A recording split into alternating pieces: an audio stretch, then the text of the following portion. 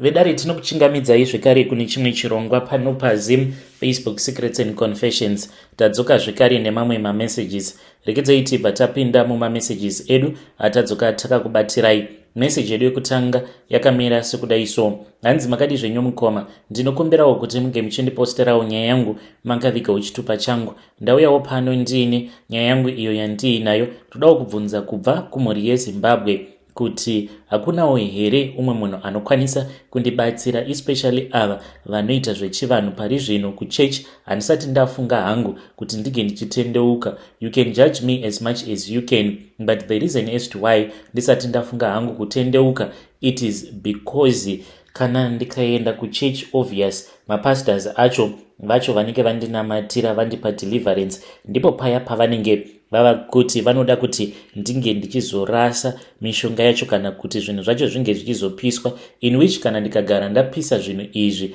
ndinenge ndava kutodzokera murombo. Ini handisi kuda kuti ndinge ndichizofa ndiri murombo, ndodawo kuti ndinge ndichizopfuma kudarika izvo zvandakaita pari zvino, because ndava nemari yakawanda chaiyo mukoma Nashi. So iniwo ndakaenda ndikabva ndanorombesewa nevamwe sekuru avo vekuguruve. Mushure mekunge vandirombesa ndipo pavakabva vazondiudza kuti ndaifanira kuti ndige ndichizorora urgently. Ndaiva neumwe wandainge ndichifambidzana naye, vakabva vati kwete, hazviiti, because iye anonamata, zvikanzi minamato yake yaikwanisa kuzondikanganisira zvinhu zvangu. Ndikati ehoi, zvakanakai. Saka mukadzi uyu wandakazoroora ndikachata naye, so iye ndakangosanganawo naye pamasocial media, ndokubva tatowirirana paya. Mushure mekunge tawirirana, then ndokubva ndatomuudza kuti ndainge ndava kuda kumuroora. Akafara chaizvo nekuchata, because ainge asitomborinawo tarisiro kuti angangosangana nemunhu online obva atochata zvese nekutoroorwa same time. So akafara mukoma Nashi, but chaasina kuziva ndechekuti pandakamuudza kuti I was going to order the wedding dress, because ndine umwe muzukuru wangu ariko kumhiri kwemakungwa. I did this specifically not kuti kunoku kuZimbabwe taikwanisa kuzoshaya kana wedding dress even one to hire. I did this because I knew what I wanted. I wanted kuti ndinge ndichizoshandisa wedding dress iroro pakunozadzikisa mhiko. So rakati rauya mukoma Nashi, ino muzukuru ndakangomuti do not tell her because it is a surprise, but kwainge kusitomborina kana surprise. Ndakaritora, I then drove to Harare, ndokubva ndachizoenda kuguruve ndiinaro. Saka sekuru ava vakabva vazorigadzira. Mushure mekunge varigadzira dress iri, ndopa vakabva vazondipa chibage, vakanditi tokonyora chibage ichi. Ndokubva ndachitokonyora shanga dzacho ndikabva ndazodzikanda pafloor. Saka vamwe vavo vavanoshandidzana navo vakabva vachizouya, umwe akamira kuright umwe kuleft, vakabva vachizopiwa umwe mucheka navo sekuru ava wainge uri mucheka wered, vasingade kuti ndige ndichizoona kuti jongwe iro randainge ndatokonyerera chibage rainge radya chibage chakawanda sei. Saka handitoziviwo kuti achafa iro rino gore here kana kuti gore rinotevera, but munamato wangu ndewekuti dai zvikanzi jongwe iri rakadyawo maybe up to 20, maybe zvinenge zviri 9, anokwanisa kuzoraramawo for 20 years. Ndo mhikowo dzandakaita idzodzo. Ndakanzi kuti tige tichiita mari zvinozotodawo ropa remutorwa. Saka handisati ndasarudza wandinofanira kuti ndinge ndichizochekeresa, in which anofanira kuti ange achizova munhukadzi uyo wandichadanana naye. Mushure mekunge ndadanana naye, mukadzi iyeye ndinofanira kuti ndinge ndichizomurwadzisa. Hanzi pain iyo yaachazonzwa panguva iyoyo mushure mekunge tarambana, then over achizofa, hanzi pain iyoyo ndo ichaita kuti ndinge ndichikwanisa kuzoita mari yakawanda. When you post my story, please tell me, ndichange ndichizotevererawo ndiri mucomment section.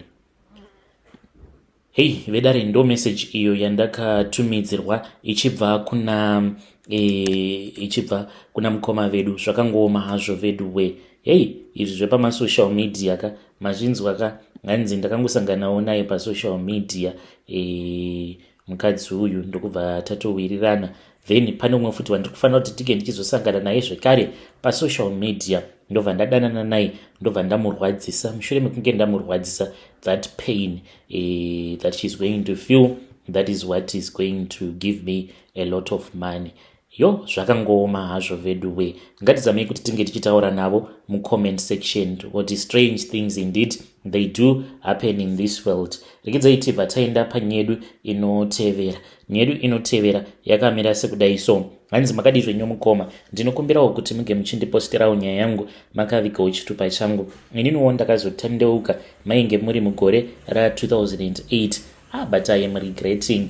Ndauyawo pano ndichida kubvunza kune avo vanoti ivo vanonamata Mwari uriko here zvechokwadi kana kuti Mwari hakuna. The reason as to why ndiri kubvunza hakusi kunzi I just want to blame God, but pane mamwe masituation aunosangana nawo mukurarama ekuti wega sedunga munhu unosvika pakuzvibvunza kuti asi kana kuri kunzi Mwari wacho kana ari mupenyu, why does God allow so much suffering? Seini zvangu mukomanashi ndakatambudzika mani nanhasi uno ndichiri kungotambura ende chinondirwadza ndechekuti I do not have a solution to my problem. Kunyangwe ndikanzi ndaenda kun'anga zvinhu zvangu zvinenge zvichingobhenda chete, handisati ndakamboendawo kun'anga ikangondirombesawo zvinhu zvangu zvikatobudirira. At the end of the day zvinhu zvacho zvinobva zvazongodhakwa. So at that time pandakasarudza kuromba, it was because of that. Ndakatoona kuti hapatomborina plan, upenyu hwacho hwakaoma. Ndikabva ndati zvino upenyu zvahwakaoma ndoita sei, ndava kutoenda kun'anga. Ndakaenda kun'anga, sekuru ava vakanditarisa vakabva vanditi une shuwa here nezvauri kuda kuita? Ndikabva ndati hongu ndine shuwa nezvandiri kuda kuita. Vakabva vachizondirombesa. Mushure mekunge vandirombesa zvinhu zvacho mukomanashe, apa chinondirwadza ndechekuti vamwe vandakaenda navo kun'anga ikoko vakatoromba zvavo zvikatoita, but inini mukomanashe ndini ndakazongosara nditongori munhamo, zvinhu zvangu zvikabva zvatowedzera kutoita wese. Ende ndo chandakazodzidza kuti mukunoromba umu hakusi kunzi kana ukati ndaromba zvikaramba zvinhu zvako zvinobva zvaita bho, zvinhu zvako zvinotowedzera kuoma nekuda kwekuti handiti unenge waenda ukazama laki. Saka hameno unoita sekunge unenge wava kutevererwa nemhepo yebad luck. So ipapo pandakanoromba, unfortunately ndakabva ndachizochekeresa mwana wangu uyo wandakachekeresa mahara, ndikanzi ndinge ndichitenga mombe. Ndakatenga mombe imwe chete yandakatongotengawo pamba pen'anga iyoyo. Vakabva vanditi mombe iyi ndaifanira kuti ndige ndichizoifudza kwe2 weeks. Saka ndakaifudza mombe iyi kwemavhiki anokwana kuita 2 ndichigara musango mukomanashe, kuita sekunge munhu ane dzakadambuka. Ndaingofamba chete ndichingoifudza, ndichitiwo painenge yanzwa kuda kuzorora neniwo ndobva ndatsvakawo pekuti ndinokwanisa kuzororera. Ndaimbomhanyiswa nedzimwe nyoka dzekuti wainyatsokuona kuti ichi ndo chikara chenyoka. Dzimwe nguva ndaizotongokwira mumuti ndava kutya ndichinzwa kuti mapere ainge ava kurura mumasango mandinenge ndiri. Hakusi kunzi mombe iyi ndaiifudzira mumasango mumavhileji, no. Sekuru ava vainge vaine chitraki chavo chavainge vainacho. Mushure mekunge vanditengesera mombe iyoyo ndokubva vachizonditi vakomana vangu vachaenda newe uko kwavachazonokusiya uchifudza mombe iyi, tozokutora. Ndikati ko kana ndikarasika nhai sekuru? Vakati no, do not worry, nekuti iwewe neni tatova neconnection. Ende ndakavabvunza kuti ko handizotemwe here nenyoka musango umu? Vakanditi never, hakuna nyoka ichakuruma iwe. Vakanditi asi kana kuri kunzi unenge uchitya chuya pano chidya porridge iri. Vakabva vazoriisa mishonga yavakariisa porridge iroro. Mushure mekunge ndadya porridge ndokubva ndachizoenda navo vakomana ivavo vasekuru, vakabva vazonondisiya musango. Komanashi ndakafudza mombe iyi kwe2 weeks. Asi zvakaramba, the pain that I felt was just too much. Chinondirwadza ndechekuti vamwe vangu even though ivowo vakanzi vange vachifudzawo dzavo mombe, but zvavo zvainge zviri senani than inini ndakazoenda ndikabva ndazonorasirirwa kumachonyonyo. Iniwo ndaitoti nekuomeserwa kwose uko kwandakaitwa navo sekuru ava zvaitoreva izvo kuti zvangu zvainge zvichatowedzera kutobhadhara, but sandizvo zvakaitika mukomanashi. I feel so bad kuti ndakazochekeresa futi mwana wangu. On top of that, idziwo dzainge dzava nzira dzekuti zvimwe kuda zvichaita kupikowe mukomanashe hazvina kana kumbogara zvakaita, zvinondirwadza. My heart is full of pain, but that is what happened. Kana mukaposta nyaya yangu ndiziviseiwo, ndichange ndichizotevererawo ndiri mucomment section. But I have not yet given up. The reason is why I am saying I have not yet given up, it is because ndichiri netarisiro neshuviro, because ndinoti kana ndakazvitarisa, kana ndikatarisa zvekare vamwe avo vandakaenda navo panguva imwe chete ndichinoromba, ava vanhu vakazotoenda kure neupenyu, rather than me mukomanashe ndiri kungoramba ndichingotambudzika ndichingotetereka nenyika. I won't give up. Ndokusaka ndati pari zvino ndikungodawo help kubva kune vanhu vanoita zvechivanhu, uye zvekare vachiita zvechivanhu kudaro vachikwanisa kuzondibetsera. When you post my story, tell me, because I'll be following through in the comment section. Hey, vedare ndo message iyo yandakatumidzirwa ichibva kuna Heidi. Ngatizamei kuti tinge tichitaura naye Heidi uyu mucomment section. Have you ever thought about giving your life to Christ? Naye Heidi, have you ever thought about that? Maybe you can try God one more time, even though you are saying kuti God, you feel as if has let you down. But mukazonzwa mamwe matestimonies evamwe vanhu kunzoko, you'll see that God will never let anyone down. Nguva yenyu yanga isati yakwana, uye zvekare you need to ask God for forgiveness nekuda kwekuti makachekeresa mwana wenyu. Zvakangooma hazvo vedu we. Rekedzai tibva taenda panyaya yedu inotevera. Nyaya yedu inotevera yakamira sekudai so. Hanzi makadi zvenyu mukoma, ndinokumbirawo kuti munge muchindiposterawo nyaya yanguwo makaviga chitupa changu. Inini mukomanashe ndiri musikana, uye zvekare ndine makore 26 years ekuberekwa. Handitomborina kana tarisiro yekuti ndichazoroorwa ini nekuda kwekuti I am just a beautiful slay queen. My beauty is the one that is causing all of this confusion that I am going through. Mukomanashe ndikudawo kuti mhuri yeZimbabwe inge ichindibatsira. Ndiri munhu ane kabody katongori tight and petite, and varume vazhinji vanondifarira nekuda kwekuti ndine kabody kadiki, but at the same time ndine mahips kuita sekunge munhu akaenda kanoita BBW.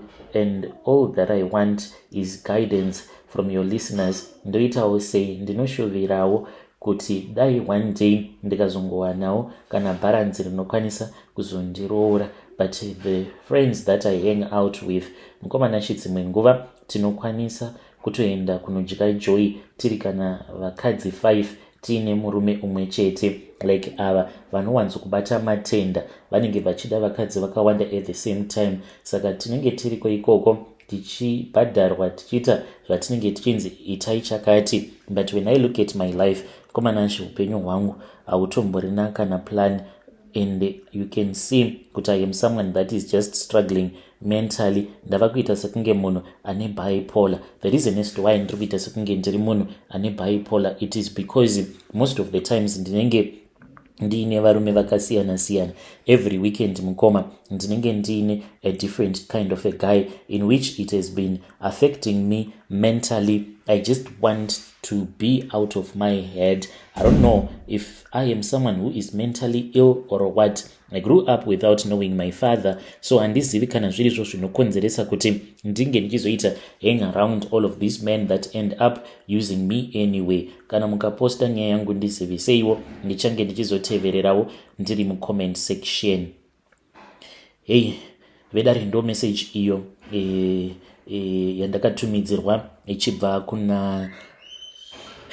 kune mwanasikana uyu. Zvakangooma hazvo vedu we. Ngatizamei kuti tinge tichitaura naye mwanasikana uyu mucomment section. Hanzi ndikudawo guidance because ndakatongorasika zvangu. Strange things indeed they do happen in this world. Rekedzai tibva taenda panyaya yedu inotevera. Nyaya yedu inotevera yakamira sekudai so. Hanzi iyi ndibetsereiwo mukomanashe, iniwo ndaneta nekuramba ndichingofambawo mumadoctors akasiyana siyana, saka ndine chirwere chekuti ropa rangu riri kunzi riri kupota richiita maclots. But hakusi kunzi zvese izvi zviri kuitika, it is something that is scientific. Ndakatoiswa chituko pamusoro peupenyu hwangu mushure mekunge ndatukana neimwe n'anga iyo inowanikwa panapa paYouTube. Ndinotya kukuudzai zita rake murume uyu, but munhu atori nemukurumbira. Saka ndainge ndichitoona hangu rimwe vhidhiyo rake pane imwe channel ndokubva ndakomenta comment iyo ikadhilitiwa. Ndikakomenta zvekare ndikati muri mazimbavha evanhu munoita madhirama, muri kubira vanhu. Ko inini ndainge ndisingatombobhilivhi kuti zvinhu izvi zvechivanhu zviriko. I just thought kuti maybe it is some African backward thinking, and I never believed in spirituality anyway, because kubva zvandakauya kunoku kwandiri kumhiri kwemakungwa, I just told myself kuti I am in the first world country, so there is no such things as demons what, because ndaitoseka ndichitoti ko inga wani varungu vanobhilivha kuti mavampire ariko here mavampire. Pane munhu mutema here akamboonawo chivampire? So it is nothing but folk tales and old wives tales. That is all that I used to believe in, but now mukomana chindazoona kuti zvichokwadi chivanhu chiriko. Ndiri kutsvakawo munhu anokwanisa kundibetsera because ndakavatuka pasocial media. Mushure mekunge ndavatuka pasocial media, as if that was not enough, ndakabva ndachizotora mafone numbers avo, but izvi hazvina kuitika nezuva rimwe chete. Ndakazotanga kutaura navo, ndakatanga ndichaita sekunge munhu ainge achida kuvhunzira, ndokubva vazondiudza mari yavainge vachiti iyi ndio mari yandinoda. Mushure mekunge vandiudza mari yavainge vachida, ndakabva ndachizovaudza kuti imi komadii mangondiitira zvinhu zvacho mahara ndozokubhadharai. Saka ivo vakabva vati muzukuru, dambudziko riripo nderekuti pane zvose zvatichaita neniwo nditoriwo nevanhu vandinenge ndichibhadhara. Hazviiti kuti ndinge ndichienda kwavari vanhu ivavo ndobva ndati ndine munhu wangu uyo ari kuda kuti nditange ndambomubatsira mahara. Saka hazvigone. Iwewo kana usina mari, chiunganidza mari. Kana wava nemari, then wobva wachizouya ndinokubatsira muzukuru, wazvinzwa here? Ndikabva ndati iripo. So ndakazoti ndakarara ndikabva ndati kanganga kanopenga hakana kukwana, kari kuda kundidya mari. Ndokubva ndavanyorera zimeseji ndikati imimi munoita madhirama, ndinogara ndichiona mavideos enyu madhirama, and you are very dramatic, and basa renyu ndiroro rekuti munenge muchikodyira vanhu mari dzavo chete. So mukomana She vakabva vangonditi washora dare rangu muzukuru, dai usina kushora dare rangu ndaikuregerera. It is far much better kuti ungochituka inini, because ndainge ndava kutovatukira zvekare nemudzimai wavo. Vakati ko unongonditukira mudzimai wangu sei? Nekuti kana kumuziva haumuzivi, but mukadzi wavo ndainge ndakataura naye ka1 paakadavira call ndichivatsvaka. Ndakavatuka zvekare nemudzimai wavo. Vakati it is okay, vadzimu ndo vanoziva. So ndakazotanga kurota hope ndichimhanyiswa nevamwe varume vainge vakareba kuenzana nemiti, kuzonosvika one day vachizondibata varume ava, vakabva vatanga kundirova zvibhakera. Ndakazoti ndamuka makuseni, musana wangu wairwadza, uye zvekare ndaita sekunge munhu